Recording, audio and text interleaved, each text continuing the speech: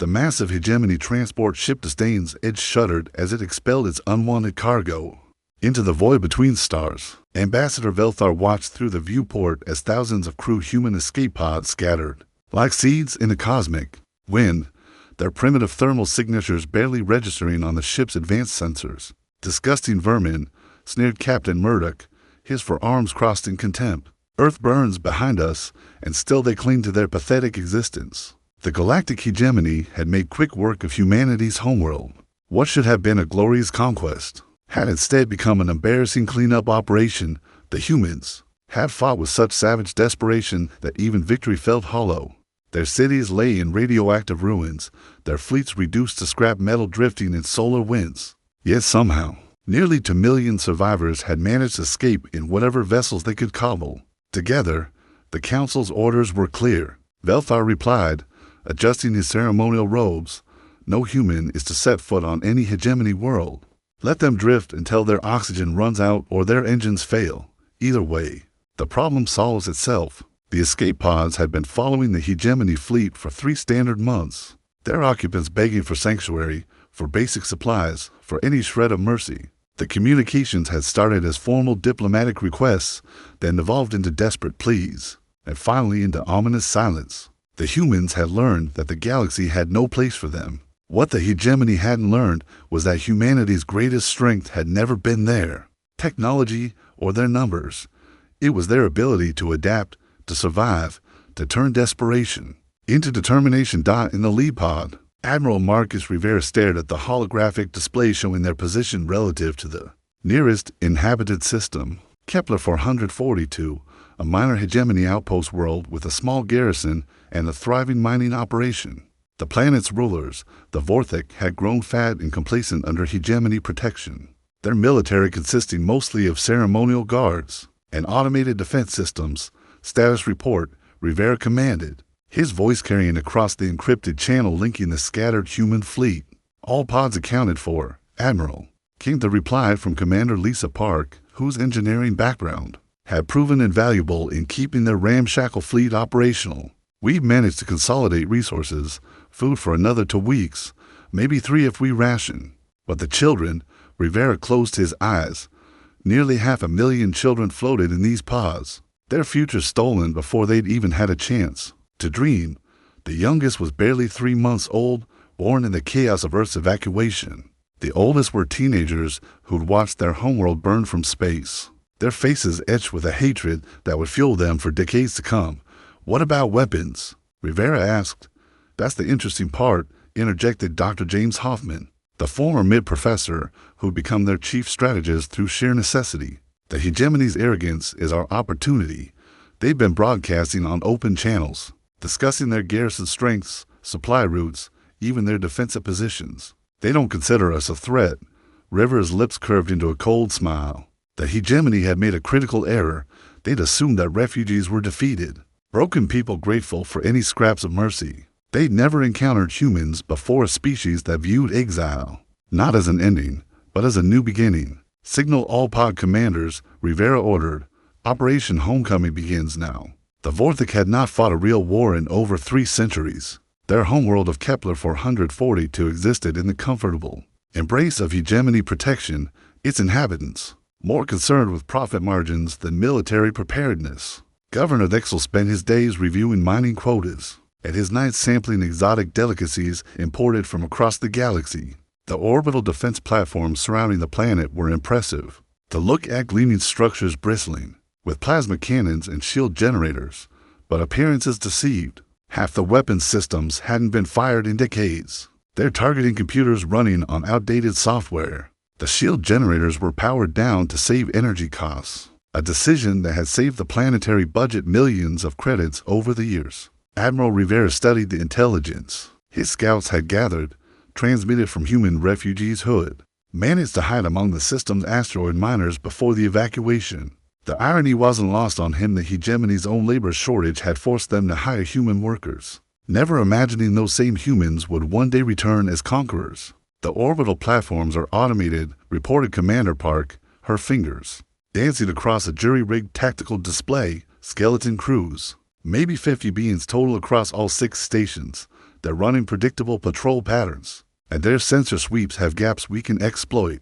Dr. Hoffman highlighted weak points on the holographic projection. The Vorthic military doctrine relies entirely on hegemony superiority. They've never developed strategies for asymmetric warfare because they've never needed to. Every conflict they've faced has been against technologically inferior opponents who fought conventional battles. Rivera nodded grimly. Humanity had been fighting asymmetric wars for millennia. Guerrilla conflicts where the underdog survived through cunning rather than firepower. The hegemony had never learned these lessons because they'd never needed to until now. The human fleet had grown as they traveled through the outer system. Refugee pods had linked together, sharing resources and knowledge. Engineers had worked miracles with salvaged components, turning escape pods into weapons platforms. Scientists had devised ways to mask their heat signatures, making their ships nearly invisible to long-range sensors. Most importantly, they'd learned to think like humans again instead of like the broken refugees the galaxy expected them to be. Phase 1 begins in 6 hours, Rivera announced to his assembled commanders, their faces illuminated by the blue glow of holographic displays. Park, your teams will disable the outer sensor array. Hoffman, coordinate the cyber assault on their communications. Chen's demolition teams will take out the power relays for the orbital platforms. Each commander nodded in turn, their expressions reflecting the same cold determination that had carried humanity through its darkest hours. They weren't fighting for glory or conquest, they were fighting for the right to exist, for the children floating in the pods behind them, for the memory of a blue world that now existed only in their hearts.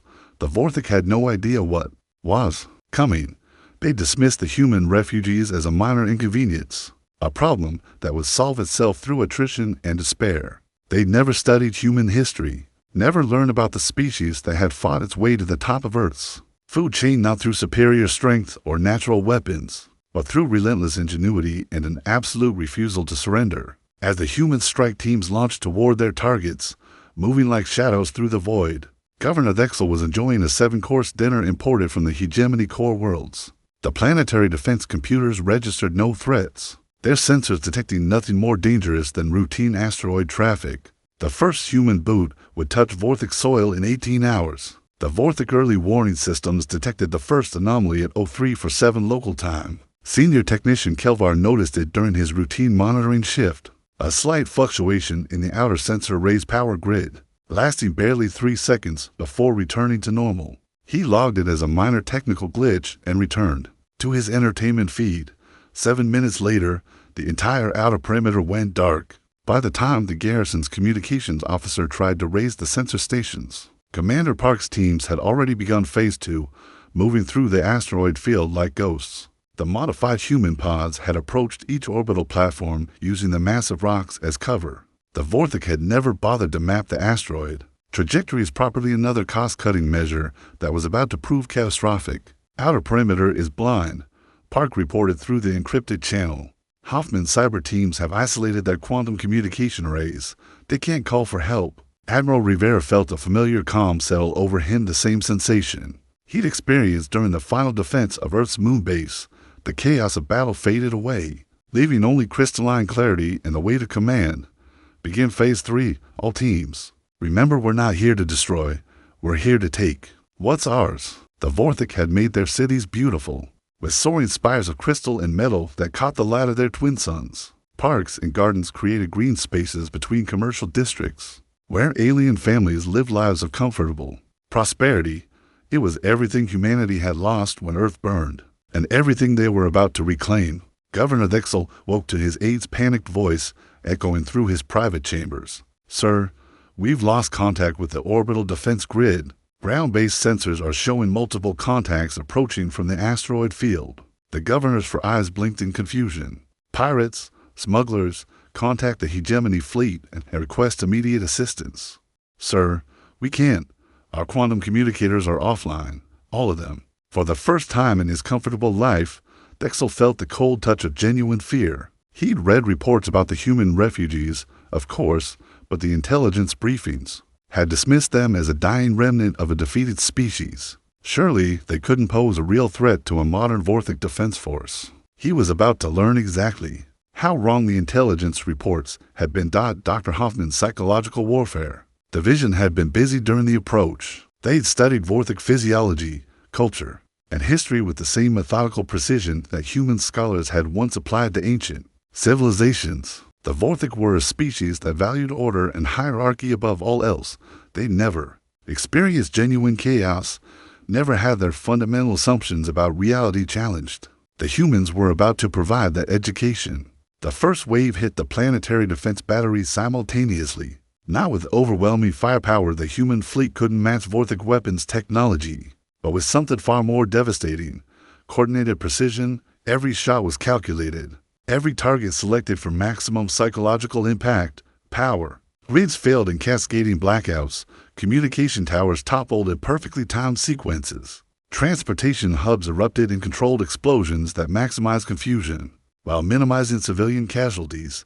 The Vorthic military command structure, designed for fighting conventional battles against conventional enemies, collapsed within the first hour. Officers found themselves cut off from their units, their carefully planned defensive positions suddenly irrelevant, as human infiltrators struck from directions that shouldn't have been possible. Governor Thexel watched from his secure bunker as his orderly world dissolved into chaos. The humans weren't behaving like any enemy force in the tactical manuals. They didn't mass for frontal assaults or attempt to overwhelm defensive positions through superior numbers. Instead, they flowed like water around obstacles, striking where resistance was weakest and melting away before counterattacks could be organized. "How many of them are there?" he demanded of his military advisors. The answer, when it came, left him speechless with terror. "Intelligence estimates suggest no more than 50,000 actual combatants, sir. The rest appear to be civilians' families, children, elderly refugees." 50,000 humans were systematically dismantling a planetary defense force of over 500,000 Vorthic. It should have been impossible. It was impossible, according to every military doctrine in the hegemony database. But the humans had never read those doctrines. The Vorthic Central Command bunker had been designed to withstand orbital bombardment, direct nuclear strikes, and even limited antimatter attacks. Its designers had never considered the possibility that the enemy might simply walk in through the front door. Commander Elena Rodriguez led her infiltration team through corridors that hummed with the desperate activity of a failing defense. The Vorthic guards they encountered were already demoralized, their training having never prepared them for an enemy that refused to follow conventional rules of engagement. When faced with humans who moved like shadows and struck like lightning, many simply surrendered rather than die for a cause they no longer understood. Third level secured, Rodriguez reported to Admiral Rivera. Resistance is minimal. Most of them are too confused to fight effectively. The human strategy was brutally elegant in its simplicity. Rather than attempting to occupy territory in the traditional sense, they'd focused on decapitation strikes against command and control infrastructure, without communications, coordination, or clear orders. The vast Vorthic military machine was fragmenting into isolated units that could be dealt with piecemeal. Governor Thexel had barricaded himself in his innermost chamber, surrounded by his elite guard and frantically trying to understand how his perfect world had collapsed so completely. The security feeds showed human soldiers moving through his capital city with shocking discipline. They weren't looting or destroying, but methodically securing key infrastructure points. Power plants, water treatment facilities, spaceports, and manufacturing centers were all being occupied and protected. "They're not behaving like conquerors," his military advisor observed with bewilderment. "They're acting like they intend to stay." The realization hit Thexel like a physical blow. These weren't raiders or terrorists striking for symbolic victories. These were refugees looking for a new home, and they decided that Kepler 442 would serve their needs perfectly. Dr. Hoffman had established his command post in the planetary data center, where banks of quantum computers processed the economic and administrative functions of an entire world. His teams of human hackers and analysts worked with mechanical precision, downloading centuries of accumulated knowledge about Vorthic society, technology, and culture. "We have their complete industrial database," reported one of his technicians. "Manufacturing specifications, supply chains, resource allocation protocols, everything we need to keep this civilization running." Hoffman nodded grimly. The humans weren't just conquering a world. They were inheriting one. Every factory that produced consumer goods would need to be retooled for human needs. Every school would require new curricula.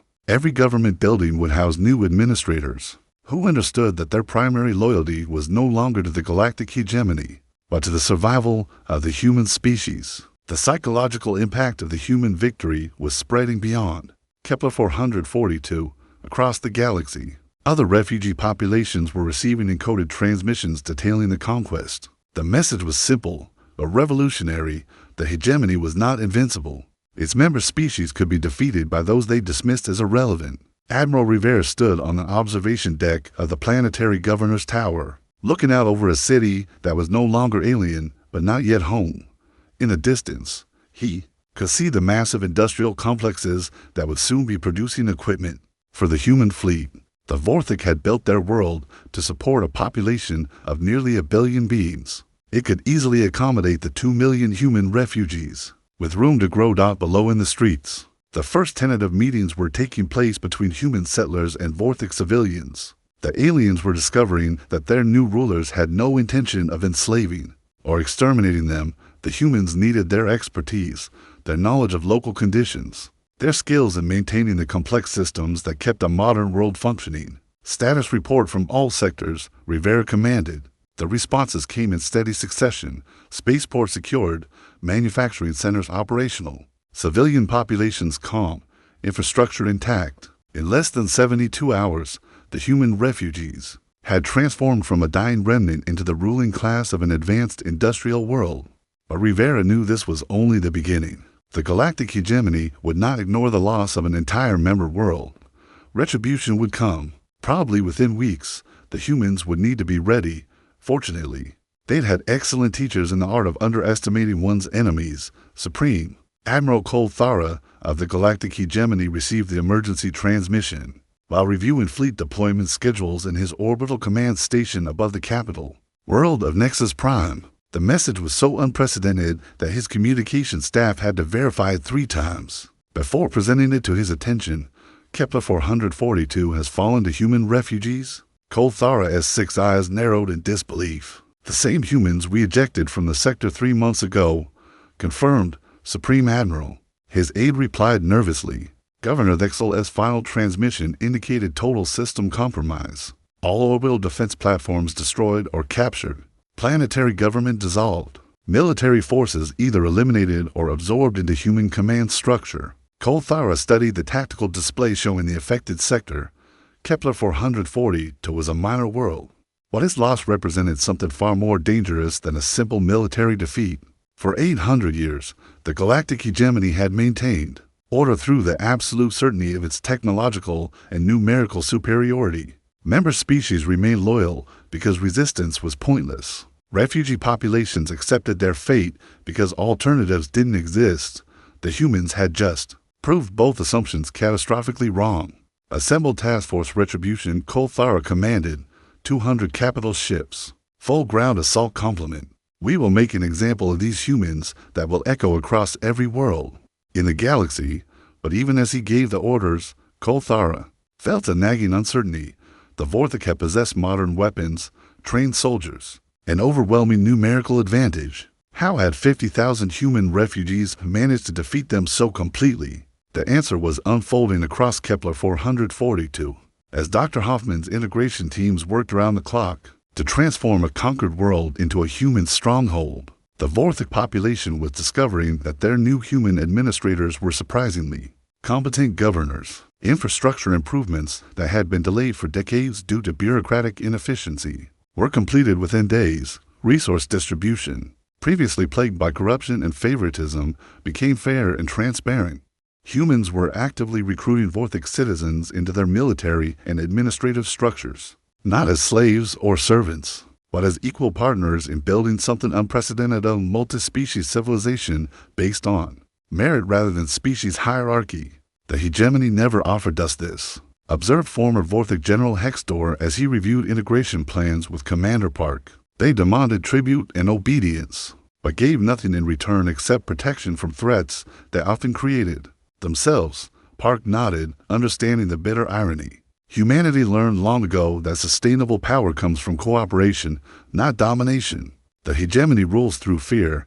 We're building something that can survive because people choose to be part of it. Admiral Rivera was coordinating the planet's defenses when the first long-range sensors detected the approaching hegemony task force. 200 warships represented more firepower than had been assembled in this sector for over a century. By traditional military calculations, the humans were about to be obliterated. Rivera smiled coldly as he studied the tactical projections. The hegemony was making exactly the mistake he'd hoped they would make. They were responding to Kepler 442's conquest as if it were a conventional military problem that could be solved through superior firepower. They still didn't understand what they were really fighting. Signal all ships, Rivera commanded. Operation Revelation begins at 6 hours. All civilian populations to designated shelters. Military units to prepared positions. And activate the surprise Dr. Hoffman prepared for our guests across the star system. Human engineers activated systems that had been constructed in secret during the 3 months of apparent defeat. Asteroid mining platforms revealed themselves to be camouflaged weapons batteries. Civilian cargo haulers dropped their disguises to reveal military-grade sensor arrays.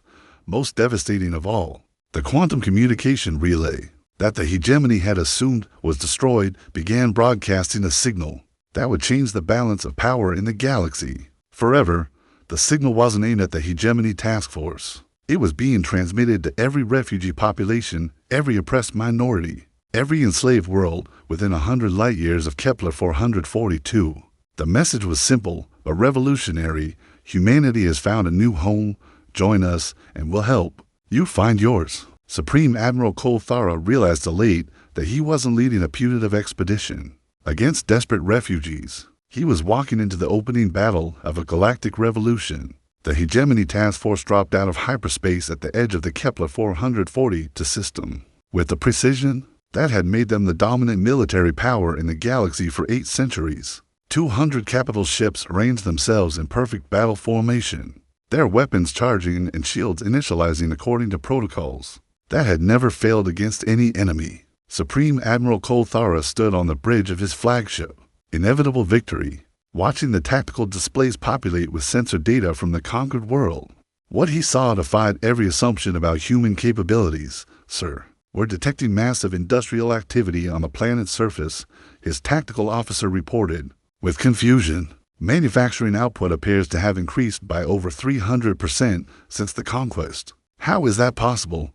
The answer lay in humanity's fundamental approach to civilization building. Where the hegemony saw conquered populations as resources to be exploited, humans saw them as partners with untapped potential. The Vorthik had been brilliant engineers and administrators, but their creativity had been stifled by centuries of rigid hierarchy and bureaucratic corruption under human leadership. That same population was achieving levels of productivity they never thought possible. Dr. Hoffman monitored the hegemony fleet's approach from his command center deep beneath the planetary capital. Around him, human and Vorthik technicians worked side by side, their combined expertise having created defensive systems that existed nowhere in hegemony military databases. "They're maintaining standard attack formation," observed his Vorthik aide, former Intelligence Minister Kixenel. "No scouting, no reconnaissance, no attempt to gather intelligence about our capabilities. They're planning to simply overwhelm us through superior firepower." Hoffman nodded grimly. Arrogance has always been the hegemony's greatest weakness. They've never needed to adapt because overwhelming force has always been sufficient. They have no experience fighting an enemy that refuses to play by their rules. Admiral Rivera coordinated the planet's defenses from orbit, aboard the captured Vorthik flagship Pride of Commerce that had been hastily retrofitted with human weapons and tactics. His fleet was laughably outnumbered 37 operational warships against 200 hegemony capital ships by every tactical calculation. The battle should last approximately 14 minutes. Before human resistance collapsed completely, Rivera had no intention of fighting that battle. "All ships, implement Doctrine 7, he commanded. "Scatter formation, full stealth protocols. Make them hunt us ship by ship." The human fleet dissolved into the outer system like smoke. Individual vessels using the asteroid fields, gas giant rings, and cosmic debris as cover. They weren't trying to win a conventional space battle, they were turning the entire star system into a maze where superior numbers became irrelevant. Supreme Admiral Cole Thara watched with growing frustration as his perfectly organized battle line found itself with nothing to shoot at. His sensors detected human ships flickering in and out of detection range. But every time he tried to concentrate fire on a target, it vanished behind natural cover or into the sensor's shadows, cast by the system's complex gravitational fields. Sir, this is not standard military doctrine, his tactical advisor observed nervously. They're not defending fixed positions or attempting to protect strategic assets. They're just harassing us. The harassment was proving devastatingly effective. Human strike teams emerged from hiding to destroy isolated hegemony scouts, then disappeared before reinforcements could arrive. Supply convoys found themselves under attack from enemies who seemed to materialize from empty space. Most frustrating of all, the humans were broadcasting continuous propaganda transmissions that his communications officers couldn't effectively jam. The broadcasts weren't aimed at the hegemony forces, they were being transmitted across the galaxy to every oppressed population within range. Each transmission contained detailed tactical analyses of hegemony military weaknesses, cultural studies that revealed the deep corruption at the heart of their civilization, and most damaging of all, proof that the mighty galactic hegemony could be defeated by refugees they dismissed as irrelevant. Admiral, his communications officer reported with barely concealed panic, we're receiving reports of uprisings on 17 different worlds, refugee populations, slave species, even some member worlds are beginning to revolt. They're using human tactical doctrines and demanding independence. Kolthara felt the foundations of his world shifting beneath him.